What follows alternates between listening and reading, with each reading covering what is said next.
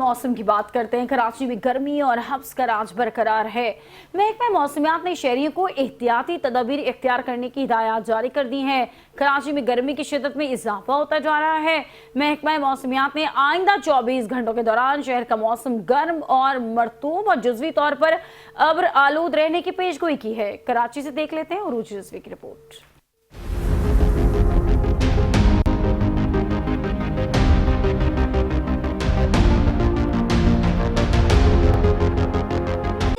नमी की ज्यादती के बायस गर्मी की शिद्दत मामूल से कहीं ज्यादा महसूस की जा रही है।